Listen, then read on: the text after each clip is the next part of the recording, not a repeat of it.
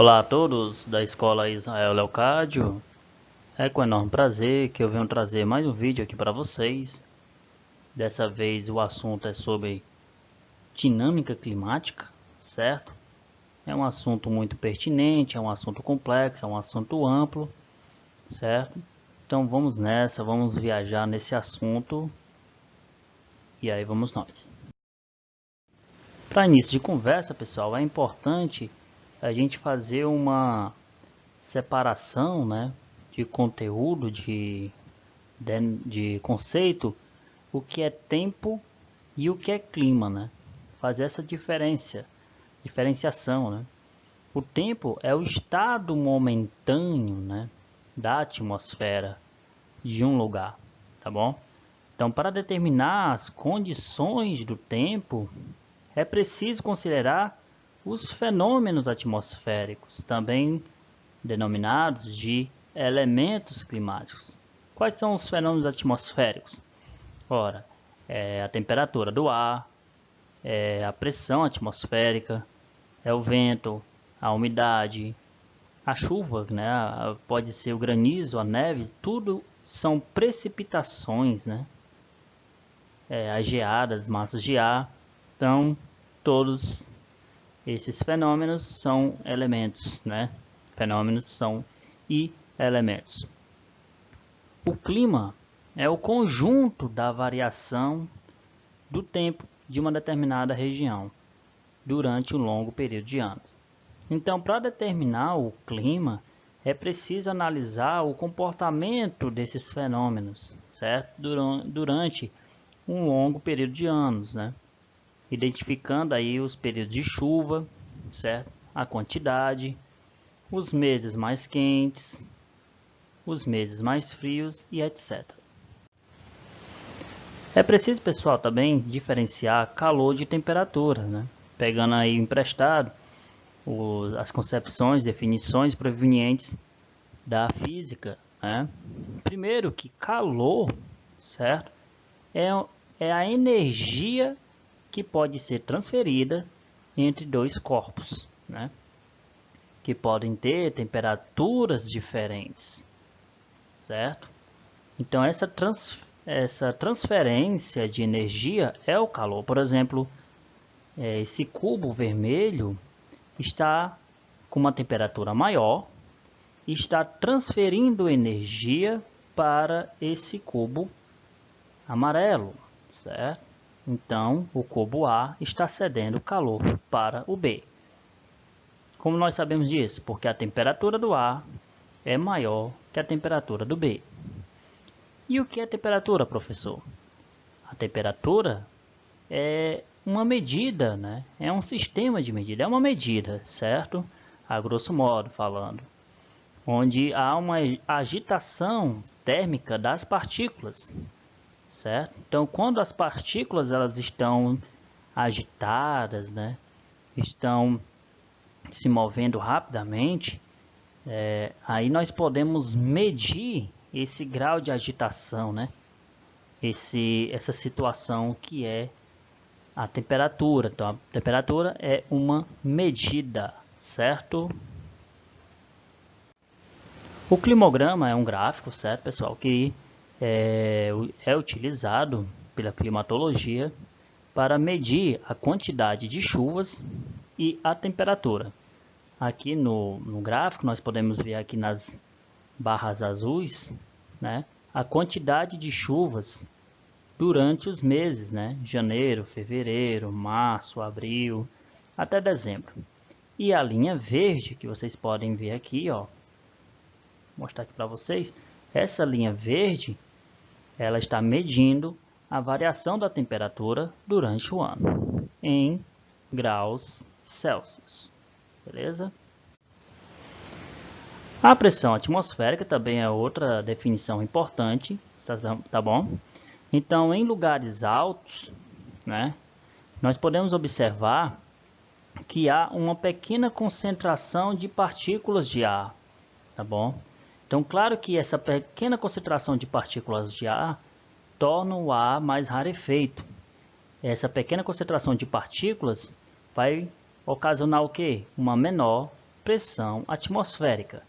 Quer dizer, lugares altos, onde a altitude é grande, onde há uma altitude elevada, a pressão ela é pequena.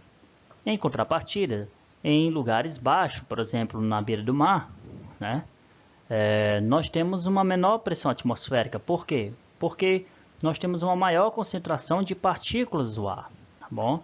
Então, nós observamos aí um ar mais denso, né? Então, o ar, ele tem peso. Então, uma área muito baixa tem uma pressão maior, porque o peso do ar é maior por conta de uma maior concentração de partículas de ar. Então, devido às diferenças de pressão, o ar está quase sempre em movimento, que vai se deslocar das zonas de alta pressão, né, zonas frias, para as zonas de baixa pressão, né, que são as zonas quentes. Então, nesse caso aí, o ar frio, ele é muito mais pesado, ele tende a descer, e o ar mais quente, ele tende a subir. Então, veja que na zona de alta pressão aqui, nós temos uma tendência de descida dessa massa de ar, né? Que ele é mais frio. E aí ele vai se deslocar para uma zona mais quente, né? Uma zona onde o ar está mais quente. E o ar quente ele é bem mais leve, ele sobe. E quando ele sobe, né, para uma alta atmosfera, ele se resfria e acaba voltando para o estágio aqui inicial do desenho, que é se resfriar e descer. Quer dizer, é um verdadeiro ciclo, né? Então, o ar, quando ele fica mais frio, né, ele tende aí a formar grandes cortinas de nuvens que vão causar chuvas. Quais são os elementos e fatores climáticos, né? Os fatores climáticos, eles são influenciados por uma dinâmica, né, dos elementos climáticos que eu falei para vocês. Então, quais são esses fatores? Pode ser a latitude, a altitude, as correntes marinhas, a maritimidade ou a continentalidade, o relevo, a vegetação e o homem, né, as atividades antropogênicas. Vamos ver cada um. As latitudes, elas funcionam da seguinte maneira.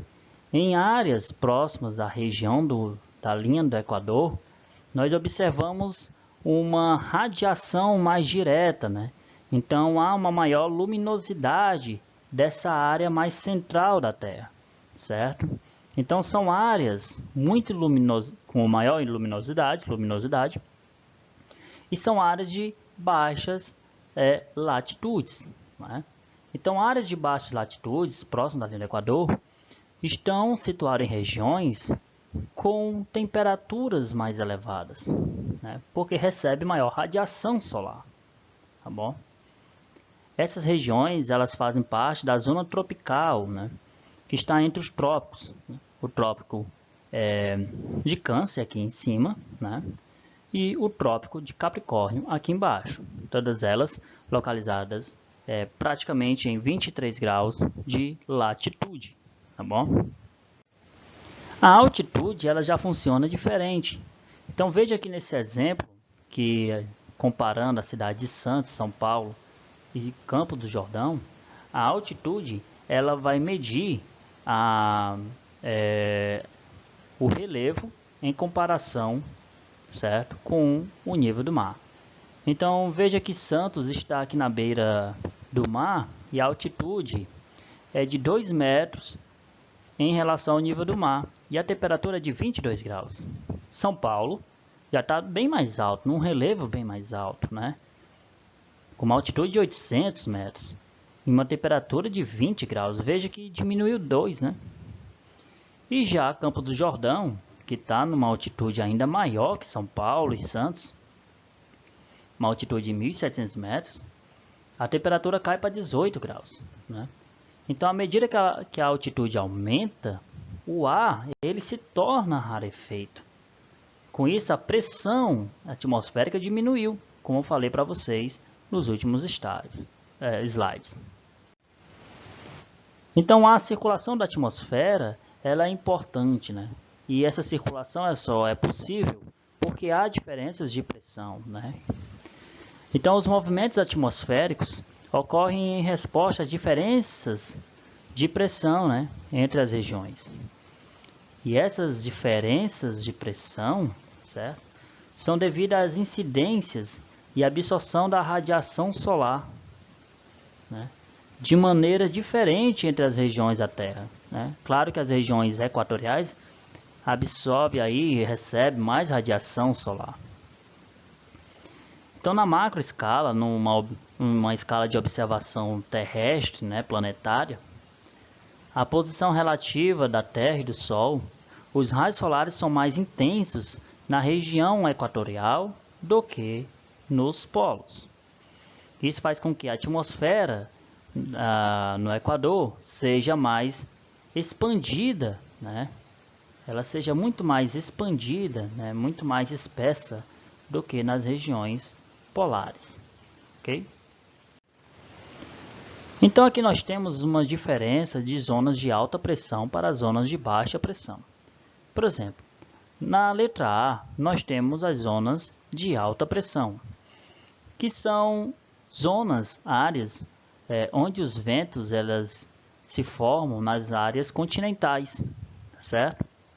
E estão em zonas fora dos trópicos, chamados de subtropicais, certo?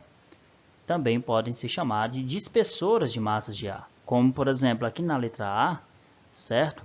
Tanto no trópico de Câncer como no trópico de Capricórnio, nós observamos que os ventos de oeste se dispersam, né? Estão num fluxo diferente dos ventos alísios, estão separando, né? E estão se originando dos continentes, na sua grande maioria, ok? Já na letra B, nós temos as zonas de baixa pressão, que é onde os ventos se encontram, né? Estão se convergindo, ok? Aliás, as massas de ar estão se convergindo. Então, há um encontro de massas de ar, ocorrendo aí muitas chuvas, né? Abundantes precipitações. Então, na letra B, você pode observar pelos ventos de oeste, que estão aí, por exemplo, aqui na letra B, aqui no centro, né? Os ventos alísios eles estão se encontrando, né, na linha do Equador. Já na letra B aqui acima, né, quase nos polos, nós observamos o encontro dos ventos polares de leste com os ventos de oeste. Mas o interessante é observar que as setas amarelas, os ventos alísios, eles estão se encontrando na região central da Terra. E é uma área onde vai se formar uma zona, né, de convergência, quer dizer, de encontro de ventos, né, de massas de ar, uma zona de convergência intertropical, quer dizer, entre os trópicos, também chamado de ZCIT, tá bom? As correntes marinhas são grandes porções de água do oceano que têm características próprias, certo? Características específicas de temperatura e salinidade. Essas correntes marinhas elas podem ser quentes, né, e frias, e estão se movimentando constantemente, rapidamente, levando aí suas características, suas influências para outras áreas do planeta. Como aqui na imagem, vocês podem observar que as setas azuis são as correntes frias, geralmente, se originando das zonas polares e indo em direção às zonas tropicais. E as setas laranja são as correntes quentes, vindo das zonas tropicais para as zonas polares. A circulação termoalina ela é muito importante, né, pessoal? Por quê, professor? Porque é aqui nessa circulação que a água do oceano ela está em constante movimentação, né? Então veja, por exemplo, que a seta vermelha é a corrente quente, que é superficial, certo? Ela é bem mais superficial e vai estar soprando das zonas tropicais para as zonas polares. Ao chegar nas zonas polares, elas se resfriam, certo? Então, ela chega nas zonas polares, elas se resfriam, ficam mais densas e afundam, né? E aí essas correntes frias, elas não são superficiais, elas são profundas e circulam para as zonas tropicais, que ao chegar nas zonas tropicais fica frio de novo, né? Quente de novo, e se eleva para as áreas mais superficiais do oceano. Quer dizer, está em circulação as águas do oceano. A diferença da continentalidade e maritimidade é outro importante fator, né? Primeiro que a continentalidade, ela provoca uma alta amplitude térmica, e a maritimidade, ela provoca uma baixa amplitude térmica. E o que é amplitude térmica? A amplitude térmica é essa diferença da temperatura máxima com a mínima. Vamos entender duas situações. Primeiro que no deserto, nós temos uma manhã, né, com uma grande incidência de raios solares, né? Então é muito árido, tem pouca água numa região de deserto, certo? Praticamente não tem água. Então não se formam nuvens, certo? E não tem vapor de água na atmosfera. Então não existe vapor de água na atmosfera porque não tem água.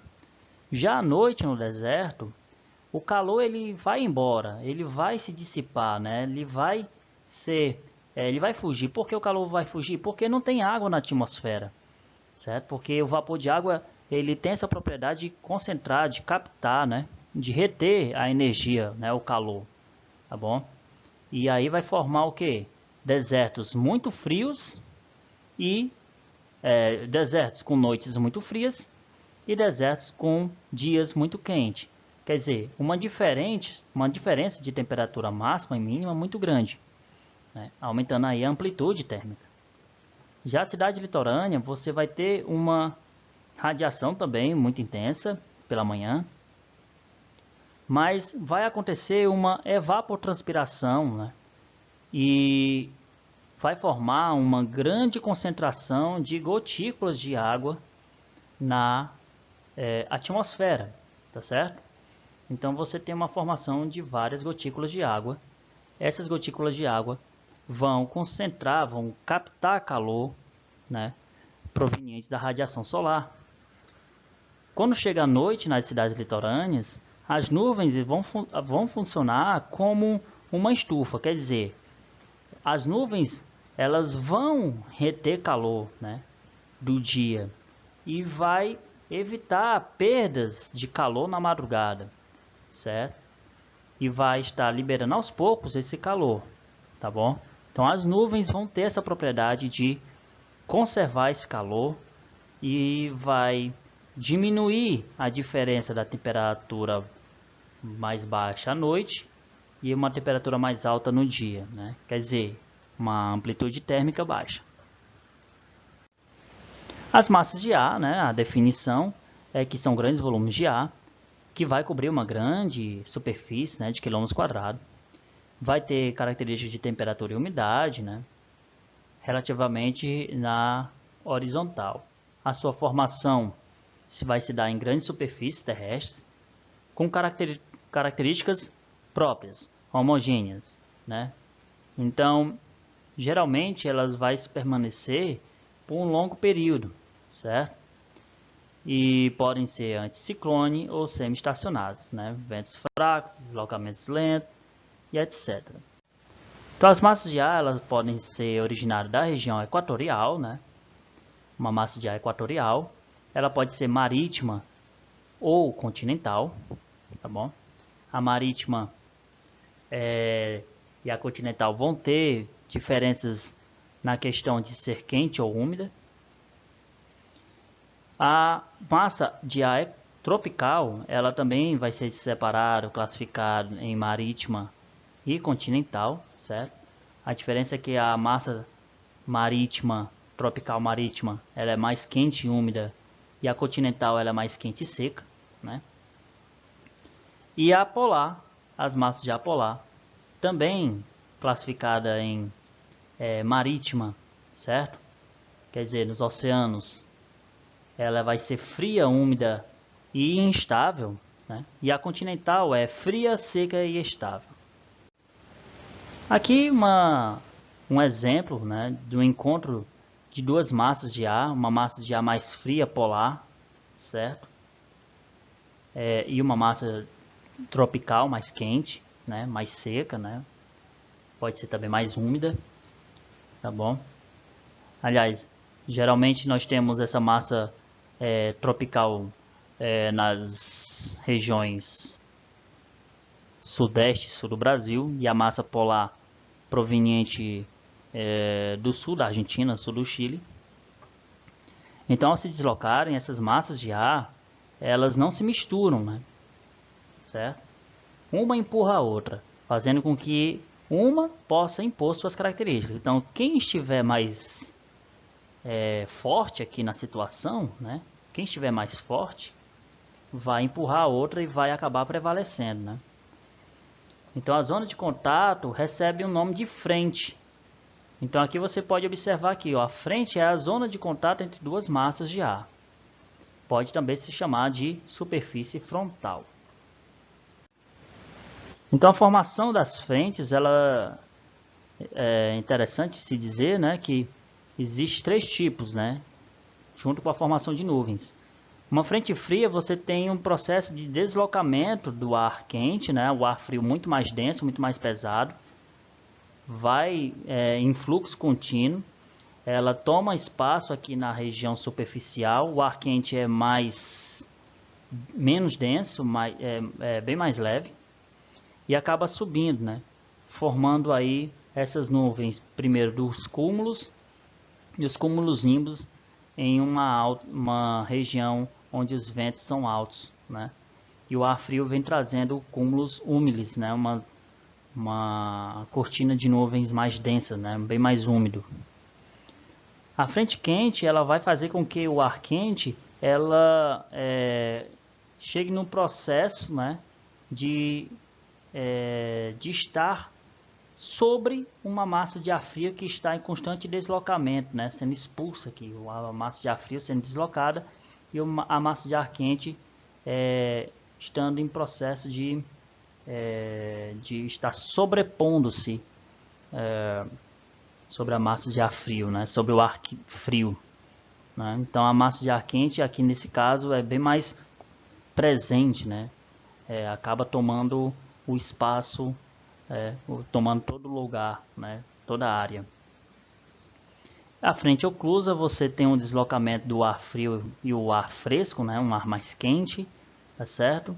E o processo de chuva no momento em que essas massas de ar frio estão em constante deslocamento contínuo, né, certo? E dinâmico, né? Tanto o ar frio como o ar fresco em um deslocamento constante e unidirecional, numa única direção. Aqui ao lado você pode observar como se classifica, né, se representa no mapa as diferentes tipos de frente. Os climas do mundo, nós temos aí vários exemplos, de acordo com a classificação de Köppen, né? As áreas mais vermelhas são as áreas equatoriais, em regiões centrais do planeta, onde recebe uma alta concentração de chuvas. Vão se formar aí grandes florestas, como por exemplo a floresta amazônica, tá bom? Outro exemplo aqui de clima são as áreas em laranja, né? Que são as áreas tropicais que também recebem muita radiação solar, tá bom?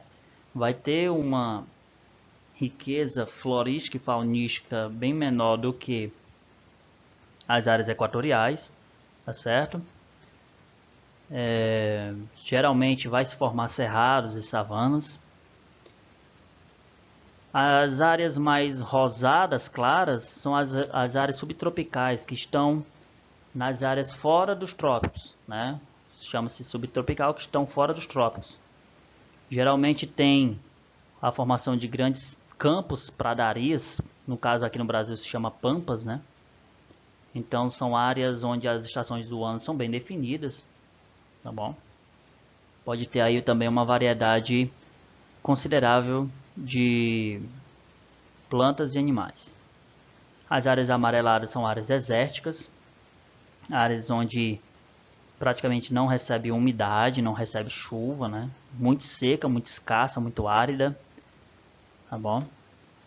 As áreas de amarelo mais claro são o semiárido, que podemos identificar aqui no nosso caso, né?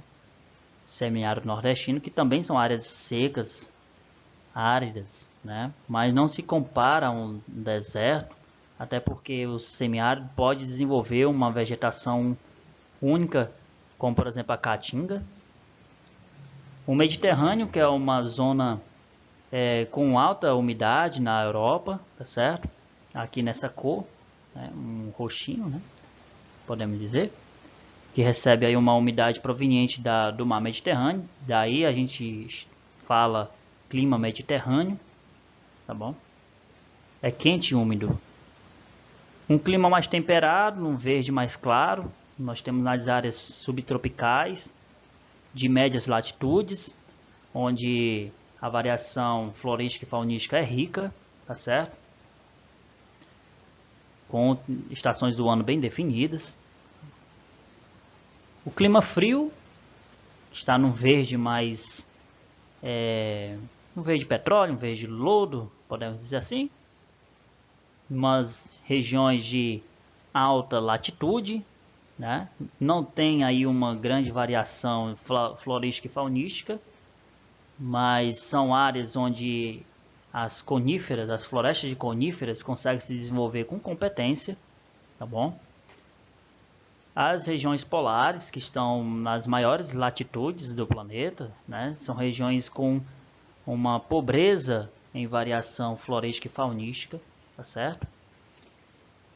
E os frios de montanha, que são áreas de altas altitudes, certo? Podemos identificar aqui o Himalaia, tá bom?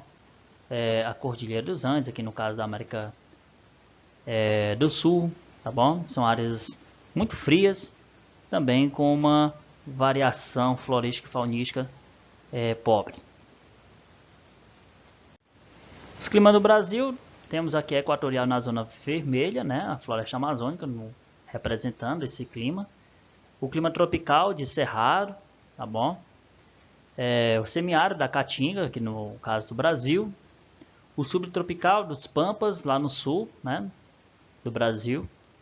A região tropical litorânea muito chuvoso, muito úmido, né? Da Mata Atlântica. E o tropical de altitude do Mares de Morros, na região sudeste, região mais alta, né? Uma região bem mais alta, mais acidentada, como os desníveis, tá bom? Do nosso país. Sobre o microclima urbano, pessoal, é importante primeiro definir, né? Que esse microclima, ele tem características morfológicas, né? Que conferem um clima diferente para as áreas urbanas. Então, as áreas urbanas, as cidades, elas têm uma qualidade do ar bem pior, né? Uma baixa qualidade do ar, que vai fazer com que tenha uma concentração de gases com uma propriedade de reter energia, né? O calor, tá bom? O que vai tornar o ar bem mais quente, né? Do que das áreas envolventes em volta, né? Então, por exemplo, o efeito estufa, ele é um fenômeno natural da Terra, só que ele tem um lado bom e um lado ruim. O lado bom, primeiro, né, é quando essa radiação ela chega à superfície, ela aquece a Terra. Então é importante a Terra ser aquecida porque gera energia, gera calor, gera vida, né? E o calor é vida. Então esse calor ele mantido na superfície, certo? Porque existe gases aqui na nossa atmosfera que vai fazer com que o clima seja controlado, né? Esteja em condições habitáveis, tá bom? E vai servir como um verdadeiro cobertor, né? Esses gases vai impedir com que esse calor ele se dissipe, vá embora. Então vai nos tornar aquecidos, né? Evitando aí o frio, tá? E é bom também esse efeito estufa em uma situação de equilíbrio, onde os gases de efeito estufa que está na atmosfera, ela possa ser absorvida por fatores naturais como a fotossíntese, né? Agora, quando ele é mau, certo? É no momento onde há uma alta concentração de gases de efeito estufa, né, proveniente de ações humanas, né? Então esses gases ele aumenta a capacidade de concentrar energia, concentrar calor, certo? Elevando aí a temperatura, né? E um grande vilão disso daí é a poluição. Então como é que funciona esse aquecimento global? É importante se dizer, pessoal, que o termo aquecimento global ele pode sim ser questionado, né, na questão da definição, mas os efeitos são comprovados. É importante se dizer. Primeiro que o Sol ele emite energia. Essa energia ela chega na Terra e parte dessa energia volta para o espaço. Mas essa energia que está aqui na Terra, né, ela é absorvida pelos gases que estão presentes na atmosfera. Então o dióxido de carbono absorve energia. Ele absorvendo energia aumenta aí o calor, aumenta a temperatura, né? Aumenta essa energia. E o aquecimento ele causa problemas relacionados a um clima extremo, por exemplo, secas e tempestades, né? Os principais fontes de CO2 são as queimadas e o petróleo, tá bom? Então, por que ocorre o efeito ilha de calor? Porque as cidades são mais quentes. Em comparação com a zona rural, a cidade ela tem uma maior absorção e retenção de calor. O asfalto faz com que o calor ela fique absorvida, ela não se dissipe. Já na zona rural, o calor ele é mais dissipado, né?